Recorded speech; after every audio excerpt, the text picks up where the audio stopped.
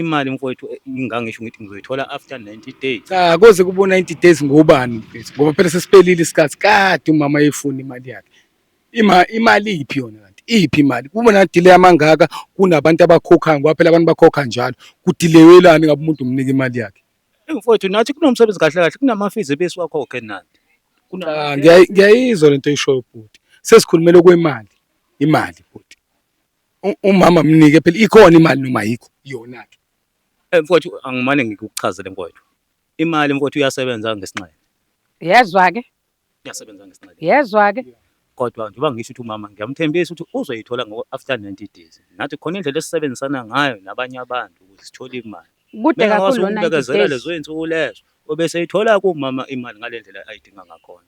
Kodwa-ke besicela umama ukuthi ephumeni angaphumi, singasiqhubeka simsize umama, ngoba siyasebenzisana kahle kakhulu naye umama. Awusichazi isitori ukuthi imali uze uthi wena imali yadleka kanjani imali ingeyona yakho, imali kweyomphakathi.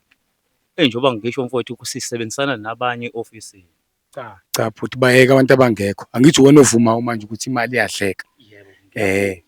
Ngiyavuma impela mfowethu iyasebenziseka imali. Kodwa manje Nangivele njengoba ngabona. bengekho nabo la ofisini mfowethu, okusho ukuthi bahambe nayo ibona abantu abahamba nemali. Mina sengingisele naloko, ngingangithi umama angangiphi 90 days ngobe sengizama ukuthi ngibuyisele yena umama imali yakhe ngoba abekho la bantu engisebenzisana nabo. Mawukuthi nabo bakhona ngabe bayayichazela ukuthi imali bayenze njani.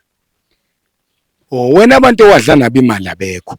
Usele wedwa. Ubugebengu. Injalo impela ngasho ukuthi Ubugebengu. ngidwa bona abekho impela ngabe bayayichazela nabo. Ngingangithi umama akangiphi 90 days sizamnika imali yakhe. Siqhubeke sisebenzisane ngoba into engafuna engamupha yona sengamupha imali ade ekhokha mhlambe sengasho ukuthi u5% ngemncane. Babingelele ababukeli bami abathandekayo kuMzansi Podcast. Igama njengoba nazi ngumzwandile wamsana. Abaqalayo ukungena kuleli page lethu babukeli. This is Mzansi Broadcast. La sibhalele umama uMashezi. Umama Mashezi ke babukeli bami usibikele ngodaba olunzima kakhulu. Umama Mashezi uthi engathi ubedlala into eyistokfela or umasingcwabisane like angazi nami ukuthi into kanjani kodwa uzoyichaza yena uma ngabe sefikile. La engathi ke kuhambe nesikhathi ke eyidlala lento umasingcwabisane stokfela uma eyidlala wafikelwa umshompi ukuthi naye akashonelwe. Uthe uma ngabe seshonelwa ke waclaima imali zaphuma. Uthe esaclaim lezo imali kuhambe aphinde futhi engathi uphinde washonelwa eduze.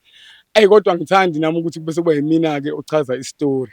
Ngizoke sithi ningilandele bandla simbheke yena uMashezi siluzwe kahle udaba ngaye. Ngicela ningilandele simbheke. Babukeli bami ke njengoba kade ngithembisile ngithi ke sikumceleke uMashezi la asichazele ngodaba.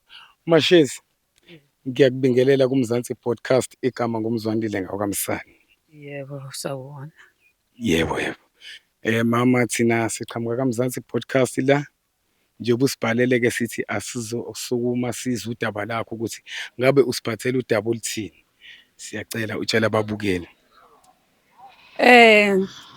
Ngizoqala nje ukuthi bekunomasingcwabisane besudlala endaweni osiza ukuthi umuntu mangabe hlampe evelelwe umshophi ngoba nemali phela azibi khona ukuthi ube nemali ohlale uyibekile. Nokufa futhi kuyazuma kufika ngesikhathi imali ungenayo. Sase siyaplana ke omama ukuthi akuthi njalo ngenyanga kube nemali esizoyishaya eyiwu200. Senzele ukuthi mangabe wehlelwa yileso sifo esinjalo ukwazi ukuthi kube nemali ethathekayo ukwazi ukuthi ugcine lezo y'ngxako zakho zomngcwabo. Nangempela-ke ngadlala bese ngina 15 years-ke ngingakaze ngehlelwe isimo esinjengaleso. Bengakaze futhi ngingakhokhi nje inyanga nenyanga bengikhokha le mali ewu200. Shuthi-ke ngehlelwa isehlo-ke nami kwavela umkhuhlane ngadlulelwa ingane ebengikade vele ngikhavile la njengoba bengidlala umasingcwabisane lona. Ngahamba ngaya ko-claim.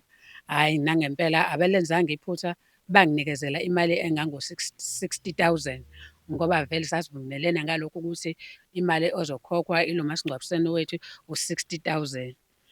Hhayi nangempela-ke ngakwenza konke okwakufanele mangikwenza. Ngaba nenkinga yokuthi Ukufa-ke phela awukubizi futhi akuyalezi.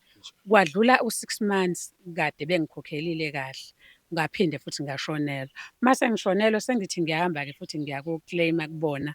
Sebengitshela ukuthi ngoba bekade besangikhokhelile imali eyisamba ngisa-claim-ile, kusho ukuthi abakakabi nayo imali. Ake ngizame mhlambe ngibe ngihlanganisa ngendlela engizohlanganisa ngayo, bona kuzothi uma ngabe sengingcwabile babuye bangibone-ke bangikhokhele leyo mali. Ayi, ngacabanga nami ukuthi kodwa ngokomthetho bekufanele ukuthi banginikeze le mali ngoba phela ngiyilunga la, ngiyakhokha, ngiyadlala ngiyilunga. Kodwa manje ngendlela esekwenzakele ngayo, ngoba nami phela anginaso isikhathi esanele manje sokuthi ngilokhu ngehla ngenyuka, ngehla ngenyuka, ngishonelwa. Ngavele ngazama ukuthi angiboleke le mali-ke komashonisa. Kuzothi uma ngabe sebenginikezelile-ke bona bese ngiyayikhokha komashonisa le mali. Nangempela nganenhlanhla ngayithola le mali komashonisa, ngawenza kahle amalungiselelo omngcwabo, ahamba kahle, sadlula-ke leso sikhathi. Manje uma sengihamba sengithi ngiyakofuna le mali-ke, ngithi kusho ukuthi phela ngoba naku iy'nyanga manje ziyaphela, abanginiki le mali, kanti la ngithathe khona le mali nakhona iyazala.